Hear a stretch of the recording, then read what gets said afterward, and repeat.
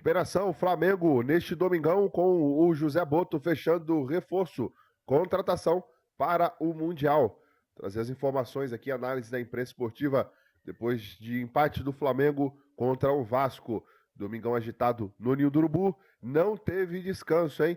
O elenco já se reapresentou no Ninho do Urubu e já viajou para enfrentar o LDU na altitude. Vamos aqui ao vídeo, já se inscreva, aciona o sino, deixa o like e vamos embora, porque tem muito conteúdo top. Seguinte, antes de mais nada, ontem eu gravei um vídeo de pós-jogo, fazendo análise, naquela correria danada, nem comentei a entrevista coletiva do Felipe Luiz, porque eu não tinha assistido. Depois, jantando, comendo com calma, eu ouvi a entrevista coletiva do técnico Felipe Luiz.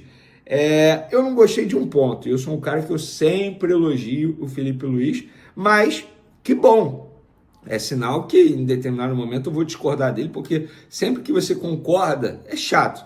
O discordar também vale o debate. E eu não concordei quando ele mencionou a atuação do Michael, dizendo que o Michael jogou bem, que o Michael fez tudo que ele pediu ao Michael. Então, ele pediu o quê? Para o Michael perder gol? Porque isso ele precisa cobrar dos jogadores dele. Porque o Michael perdeu muito gol ontem, errou muito em finalização. Deu um trabalho danado ao Ryan, ao Paulo Henrique, do lado direito da equipe do Vasco da Gama. Mas na hora de definir a jogada, da finalização, Michael mostrando novamente que ele precisa aprimorar esse fundamento, porque ele errou muito. E o Felipe Luiz elogiando o Michael. Aí eu discordo. Beleza, numa entrevista coletiva ele não vai criticar um jogador individualmente. Tá bom, mas não diz que o Michael fez tudo que ele pediu. Porque eu tenho certeza que ele não pediu para o Michael perder gol da maneira que ele perdeu ontem. E ele perdeu muitos gols ontem. Tanto é que o próprio Michael confirmou isso.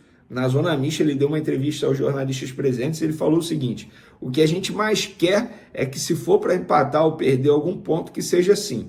A gente em cima do time adversário, dentro do ataque, criando oportunidade de gol. Claro que temos que aprimorar alguns erros, no caso, a finalização. É impossível não ter erro e ser um pouco mais tranquilo na hora de finalizar, mas isso é complicado falar de fora, né? Lá dentro é mais difícil. Óbvio, Michel. Se eu soubesse fazer isso, eu estaria lá dentro. Eu não estaria aqui gravando um vídeo. Eu acho que eu sou melhor gravando vídeo, apurando informação, fazendo análise do jogo, do que jogando futebol. Você que está lá dentro, é óbvio, a gente vai falar em cima do que você faz lá dentro. Assim também como a gente elogia quando você faz uma grande partida. E elogiar também é fácil. Não é só criticar que é fácil. Então, eu acho que o Michael ele precisa estar mais preparado para crítica. E ele mesmo, eu gostei da autoanálise dele. Ele sabe que ele errou muito finalização. Gostei disso.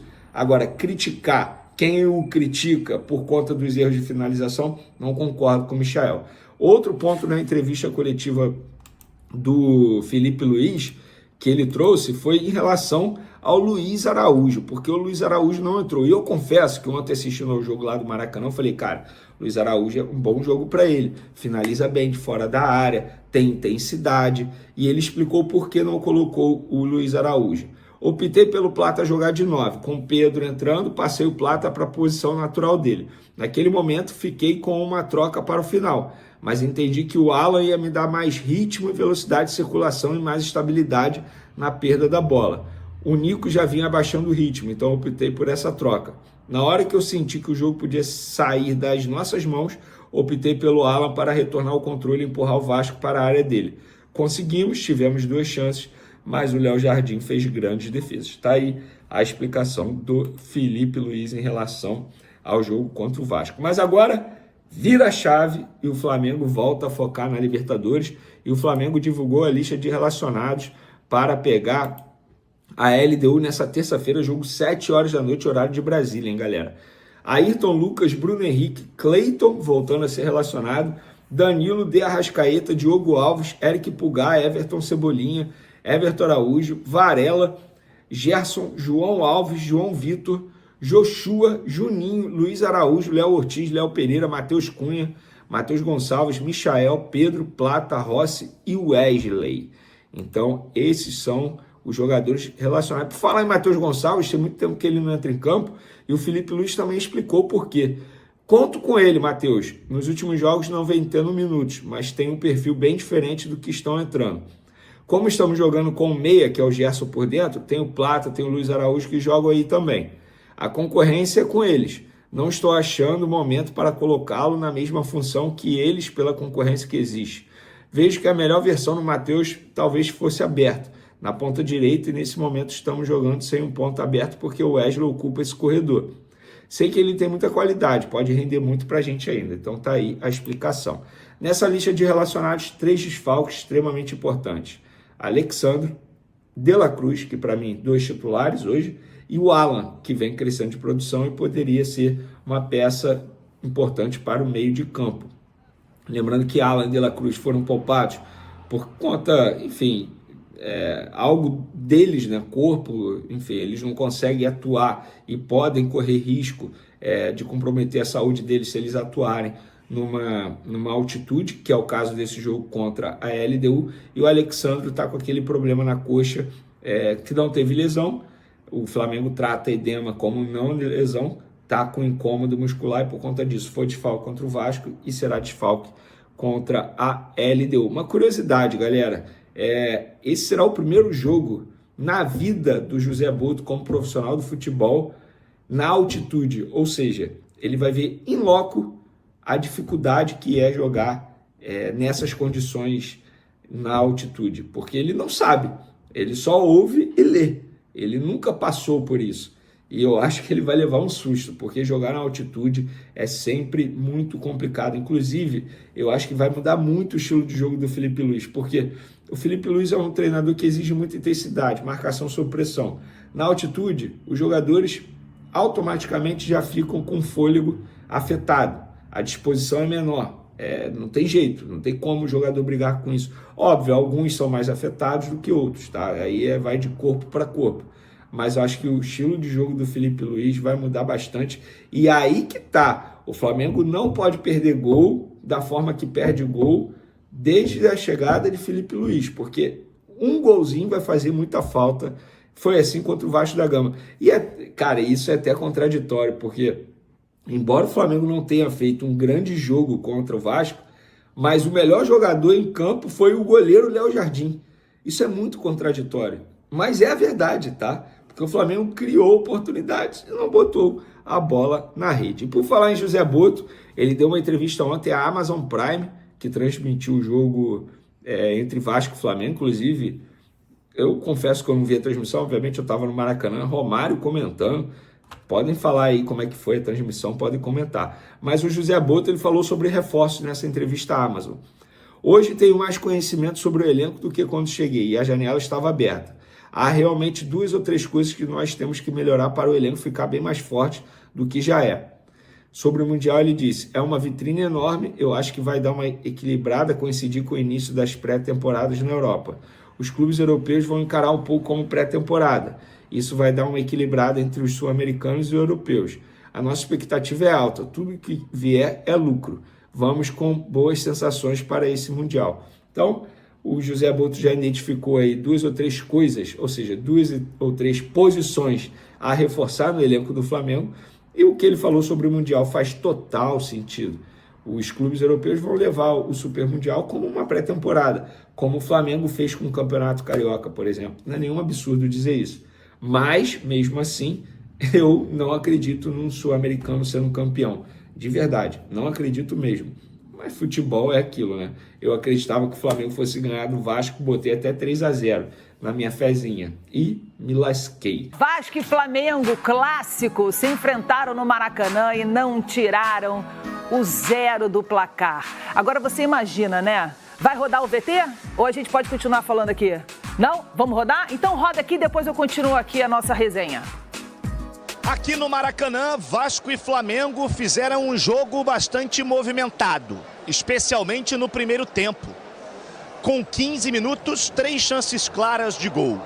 Na primeira, Paulo Henrique acertou a trave de Rossi. A resposta do rubro-negro foi no minuto seguinte, com o Michael parando em Léo Jardim. Depois, Nuno Moreira driblou o Wesley e finalizou para a defesa de Rossi. Ainda na primeira etapa, Gerson, em 2 oportunidades, por pouco não abriu o placar.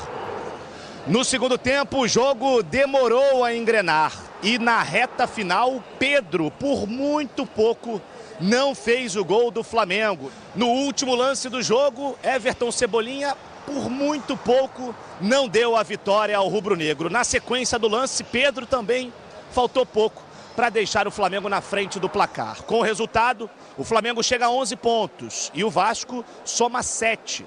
Agora, as duas equipes focam em competições internacionais. Na próxima terça-feira, o Flamengo tem a LDU pela frente em Quito pela Libertadores. E o Vasco recebe o Lanús em São Januário pela Copa Sul-Americana.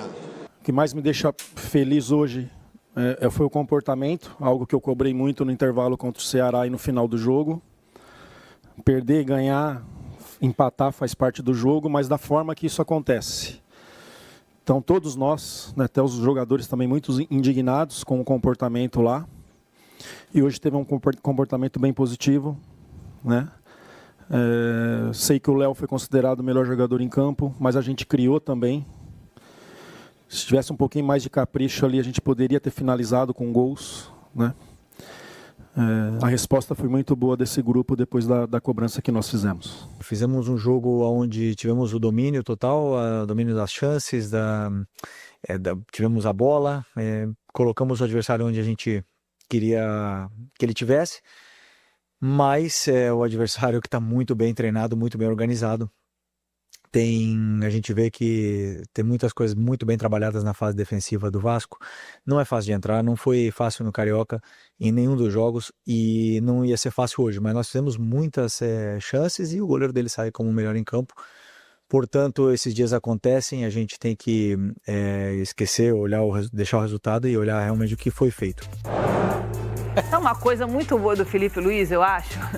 Ele sabe ir para uma coletiva, ele vai muito bem preparado para uma coletiva. E ele sabe desviar de perguntas e momentos mais difíceis do time. Ele não entra no embate, né? Não, ele não entra no embate, mas assim, além de ele não entrar no embate, se você parar para pensar, as respostas são muito boas. Ele acaba chamando atenção para outras coisas, ele dá um jeito de valorizar o time dele, valorizar o trabalho, valorizar alguma coisa. A única coisa que ele não faz é acertar o time para ganhar do Vasco, né? A única coisa que ele não faz é mudar o modelo. A única coisa que ele não faz é enxergar que você tem um time B que é melhor que o time A do Vasco e que você pode ter alternativas. Aí ele tem dificuldade. Calma, eu não sou o Felipe Luiz. Mas aí ele precisava ser um treinador melhor. E eu acho assim, Glenda, eu respeito as opiniões contrárias. Hoje o Felipe Luiz, não é só você. Hoje o Felipe Luiz... eu acho ele, assim, excepcional. Hoje o Felipe Luiz domina boa parte dos nossos companheiros, das nossas companheiras, como a grande aposta de um treinador extremamente qualificado, muito preparado, academicamente preparado, com muita estrutura emocional para poder estar onde está. E eu respeito todas essas opiniões contrárias, que são contrárias às minhas. E não é só a Glenda que por acaso torce para o Flamengo. A maioria absoluta dos jornalistas e das jornalistas que analisam o futebol, elas estão com o Felipe Luiz. A minha questão em relação ao Felipe Luiz, eu acho que ele não tem tamanho para ter toda essa aposta em cima do trabalho dele. Eu acho que ele vai precisar demonstrar muito mais do que demonstrou até agora para ter toda essa história de que, olha, o Felipe Luiz é ponto fora da curva entre os treinadores brasileiros. O Felipe Luiz, para mim, olha só que interessante, e eu quero que você realmente entenda a minha posição, mas a minha posição não é a do dono da verdade, é só a minha posição. Na minha opinião, hoje, o Felipe Luiz é um treinador pior do que o Fábio Carille. O Carille é um treinador muito melhor do que o Felipe Luiz. Na minha opinião, o Carille é melhor do que o Felipe... Não, eu entendo que você possa não concordar. Peraí. E eu te digo, agora você vai cair da cadeira. Então eu vou sentar. Agora, não, senta pra você ver. Então eu vou sentar. Senta. Senta. O Felipe Luiz é um treinador em processo de preparação, de criação como treinador. Está muito distante do Carille, que é um treinador pronto. Está muito distante do Thiago Carpini, que é um treinador pronto. O Carpini é um treinador muito melhor do que o Felipe Luiz, mas não dá nem para comparar. E é da mesma safra de idade. Os dois têm 40 anos. Então, eu não estou dizendo que só que o Carpini começou na estrada mais cedo. Carpini pegou Água Santa lá atrás quando o Felipe Luiz ainda jogava e era protagonista como jogador. Depois ele foi Juventude, depois ele veio para o São Paulo e agora ele está na equipe do Vitória. Então eu acho que a trajetória do Carpini é uma trajetória melhor e maior do que a trajetória do Felipe Luiz. Você acha que se tirar o Felipe Luiz dessa questão do Flamengo, do contexto do Flamengo, com todos os jogadores que tem, com aquele sofá, que não é nem banco de reserva, né? Um amigo meu, o Dandan fala que... O Dandan, um beijo pra você. O Dandan diz que o banco do Flamengo não é banco, é um sofá. Essa é boa. Essa é boa, né? Se tira o Felipe Luiz desse contexto e coloca num time onde não tem tantas opções assim, onde ele, de fato, esse time precise do técnico, da cabeça do técnico. Você acha que o Felipe Luiz não será o mesmo Felipe Luiz? Eu acho que ele vai ser o mesmo Felipe Luiz, um cara em construção. Eu acho que a gente, de uma maneira geral, não eu, mas a maioria absoluta dos analistas e das analistas no Brasil estão supervalorizando o Felipe Luiz. Então, eu acho que acontece com o Felipe Luiz aquilo que acontece com o Vinícius Júnior, aquilo que acontece com o Rafinha, aquilo que acontece com o Rodrigo. A gente supervaloriza esses jogadores e eu não estou falando da questão financeira. Eu não pago a conta deles, eu não pago o salário deles, eu nunca me meto na questão financeira. O que eu estou dizendo é supervalorizar futebolisticamente falando, porque daí você fica com uma expectativa, o treinador da seleção brasileira, no caso o Dorival, ficava com uma expectativa errada, que o Vinícius Júnior iria resolver o problema dele, que o Rodrigo iria resolver o problema dele, que o Rafinha ia resolver o problema dele. E esses caras não resolvem o problema de ninguém, só resolvem o deles mesmo. Então, e aí o Dorival erra e perde emprego por causa disso. Mas por que ele perdeu emprego? Porque supervalorizou, errou e quando erra tem que pagar pelo erro. E no caso do Felipe Luiz, eu fico imaginando ele treinando o Vitória. Por isso que eu falo, não é que o Felipe Luiz, ele é pior que o Thiago Carpini, ele é muito pior do que o Thiago Carpini. Põe o Felipe Luiz treinando o Vitória, põe o Felipe Luiz treinando esse Vasco da Gama, inverte, põe o Carille treinando o Flamengo e com, mas o Carille é resultadista, é reativo, né? Treinando o Flamengo, ele vai ajustar a defesa, organizar o meio-campo, vai jogar num 4-4-2 e vai arrebentar com os adversários e vai ganhar de 2-0, vai ganhar de 3-1, vai ganhar de 1-0 e vai ser campeão de vento em popa, sem dar chance pra ninguém. Bom, enquanto essa troca não acontece, quem resolveu mesmo foi o Léo Jardim, o goleiro, que pelo rival, você viu isso, eu morri de rir, gente, essa torcida é demais. A conta oficial do Flamengo comparou com o goleiro campeão do mundo pela Alemanha, virou Neuer. Neuer? A conta do Flamengo postou isso, virou Neuer. Isso é sensacional, né? Demais. Mas é legal, né, valorizar, né? Gente, é legal valorizar e outra coisa, né? É legal trazer esse espírito esportivo e divertido do esporte, do futebol, que anda um pouco esquecido, né? A gente briga muito, a gente tá vendo assim muita briga, muita raiva, muita cobrança de uma forma mais agressiva, mas o futebol tem esse lado divertido e que, de fato, se você parar para olhar e quem assistiu ao jogo, teve a mesma sensação, né? Eu, como flamenguista, por exemplo, e não como jornalista, fiquei com raiva do Léo Jardim, entendeu?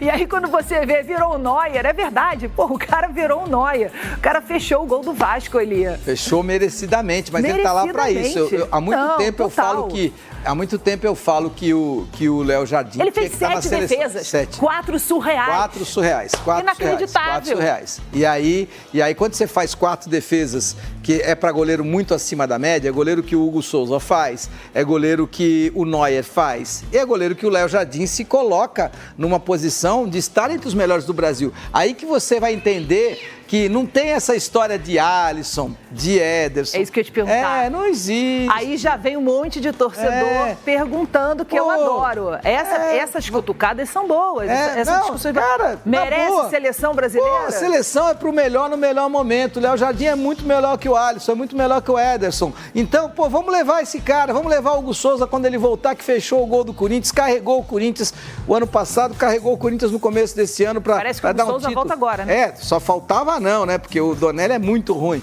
Mas de qualquer jeito, o que eu penso é o seguinte, a gente fica empavoneando, a gente fica, sabe, o pavão é cheio de pena, né? A gente fica colocando um monte de penas em jogadores que são muito acima da média, mas que não são extraterrestres, que não vão resolver a nossa vida, que não vão resolver a vida do time deles. Em algum momento eles irão resolver, em algum momento não vão resolver, e tá tudo bem. Tá, então, nação, a imprensa repercutindo as notícias e informações do Flamengo e o Rodrigo Garro, hein? Já tem aí a aprovação dos torcedores do Flamengo para vestir o manto. Vamos dar uma olhada aqui, matéria do Bola VIP. O Flamengo costuma fazer grandes contratações nos últimos anos e a torcida se acostumou a ter pelo menos um reforço de peso a cada temporada. Esse ano chegou Danilo e a diretoria trouxe também o Juninho, além do Jorginho, né? O Juninho, um reforço um pouco mais desconhecido, mas ainda quer o Jorginho, na verdade não trouxe o Jorginho. E aí o Flamengo teve a contratação mais cara recentemente, ano passado, do Charlie Alcaraz, que acabou sendo negociado com o Everton da Inglaterra e deve ficar em definitivo por lá, e não deve mais voltar para o Flamengo. Entendimento de José Boto, o homem forte do futebol do Flamengo, Alcaraz não se encaixava dentro do modelo adotado pelo Felipe Luiz e iria jogar poucos jogos na temporada. Cara, eu não sei, velho, não sei, sinceramente eu não sei. Ele tava na crescente, na minha opinião. Mas enfim, passado. Garro no Flamengo, aprovação da nação. Nas redes sociais, torcedores do Flamengo voltaram a pedir a contratação do jogador que atua no futebol brasileiro no Corinthians, né? Rodrigo Garro. O atleta perdeu aí a camisa 10 para o Memphis Depay e o clima não está muito legal por lá. O reserva ideal do Arrascaeta tem nome e sobrenome, Rodrigo Garro, além de não estar feliz que tiraram a camisa 10 dele de forma bizarra. O jogador não convocável encaixaria como uma luva nesse Flamengo. Olho nele, Mengão, disse aqui o Arrascaeta Coringa, o perfil Arrascaeta Coringa. Outro, Garro seria titular no Flamengo. É hora de fazer como foi feito para trazer o Arrascaeta lá atrás. O Flamengo foi lá, ó, quero o Arrascaeta, toma. E vem o Arrascaeta, segundo um outro torcedor aqui. Bom, tem mais uma aqui, ó. O Flamengo deveria aproveitar a crise que se instala no Corinthians nos últimos dias, enviar uma proposta para contratar o Garro. Ele se encaixa perfeitamente no estilo de jogo do Flamengo, faria uma sombra para a Arrascaeta e não é um jogador convocável. Isso aí é real, né? Concordo demais. Temos aqui também Juninho Capixaba, entra na lista de observação do Flamengo. O Flamengo segue de olho aí nas situações aí de mercado. E tá aqui, a Juninho Capixaba é disputado, está na mira de outros clubes como Palmeiras, Cruzeiro e Atlético Mineiro. Observando o jogador, Red Bull Bragantino pede 7 milhões de euros, 46 milhões de reais na cotação atual pelo lateral esquerdo. Cara, sinceramente, o Flamengo tem o Vinha que tá lesionado, tá grave, é grave, mas daqui uns 2-3 meses deve estar de volta aí, talvez não esteja pro Mundial.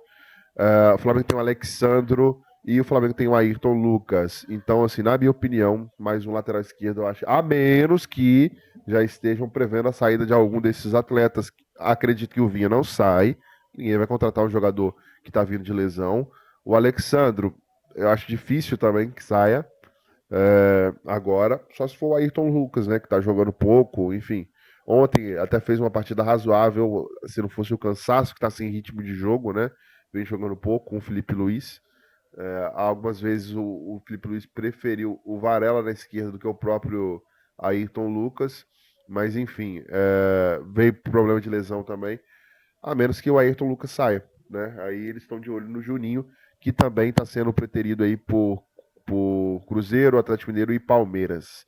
O que você acha do Juninho Capixaba? Deixa nos comentários, se inscreva no sino, deixa o like e até o próximo vídeo.